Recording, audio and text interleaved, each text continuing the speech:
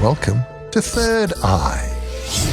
A chosen one will defeat the great evil. Viva el cuerpo! Crap. I am sorry. Nothing is working. You are the greatest failure in the history of existence. Question of the cards. What could rescue me from the sludge pit that is my life? That is the definition of not my problem. What have you brought into this house? Third Eye from Felicia Day. Listen on Audible. Hi. I've never. This is very cool. I've never done anything like this before. Oh, welcome. Hi. Okay. Is your middle name Manchester? I'm kidding. Yes, it's London Manchester Hughes. It's my full name, guys. Yes. Welcome. Thanks. What's it feel like to be in San Diego Comic Con? It's my first time here, and I haven't seen much of it yet. I've just come into conference rooms, but so far I'm actually in shock by. I just did like a massive panel, and there was so many people there, and I don't know. I just expected there to be like 30, and it was just like so many. It was the biggest room I've ever seen, and I was just like, wow, this is my life. This is crazy. I'm having a great time. So it's Yankees. Yeah, no, I'm having a really good time. You guys want to go into circle this? Oh, yeah. Go ahead. Oh, yeah. I mean, how did you get involved in this, and what drew you to this very snarky fairy character? Well, she's a bit of me. Essentially. I know. I heard you in the panel. I was like, Yes, that's her. it's very. I didn't need to act. It was literally me. Essentially, I was playing like a fairy version of myself, and I got involved because I'm good friends with Jonah Ray. So Jonah is a comic, and he and I did a show in England together. We did a comedy show together, and I told him I was moving to LA, and he was like, I live there, and I was like, cool.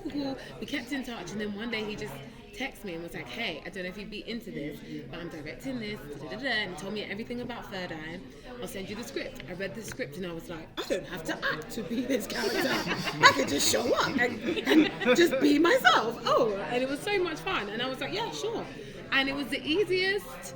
I mean, it took out maybe like 5 days, easiest 5 days of recording. It was so much fun, and yeah, I was so glad that I replied to his message and I didn't lose his number after knowing him all those years. So yeah, I was happy to be a part of it.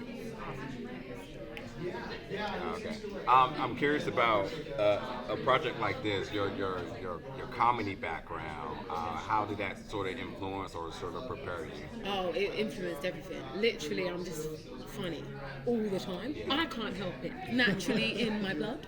And the character's funny. If she was a serious character, I don't think it would have gone over as well. But because she's so funny, and they let me do so much improv, so a lot of it is improv. A lot of it is like even just like the sounds she would make as a fairy, because it was very full on. It was very physical, even though it's my mouth. My mouth was very physical, and I had to be like, and like make funny noises and weird fairy noises and scream and fight and jump and leap, and I had to do that in character as a fairy. So I had to lean into my improv skills, and they let me keep in one-liners. They would let me tweak certain things, like how would you say it, or how would Sybil say it? And I feel like there's something about being a stand-up that naturally being funny and making characters funny is something that we can just do like that. And I think if I didn't have my stand-up background, there's no way Sybil would be as funny as she is. So yeah, came in handy. Thank you.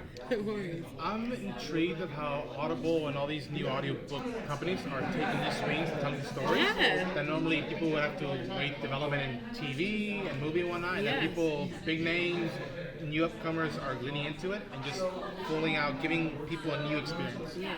Was that something you have to wrap your head around a lot, or was it something that you're like, okay, I can easily make this world come to life in my head and just bring the character to life? Yeah, it was so easy. Like as a creative, I hate that term, but it's literally what describes us best. Yeah.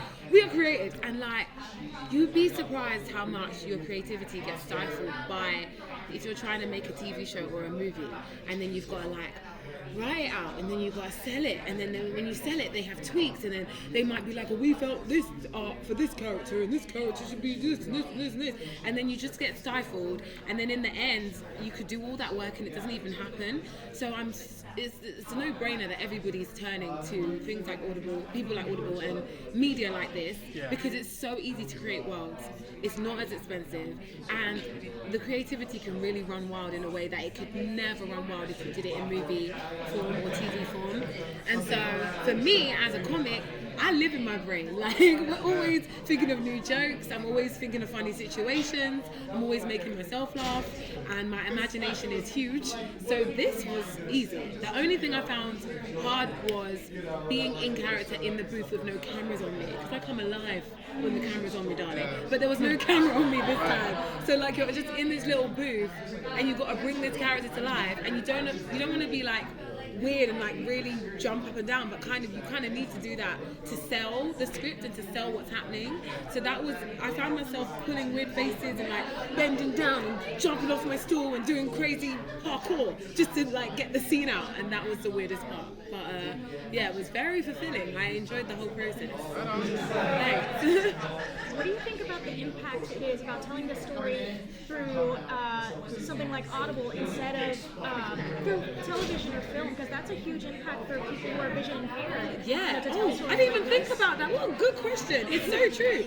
Honestly, I didn't realize, but yeah, this is something that everyone can consume in a way that, movie and TV you can't.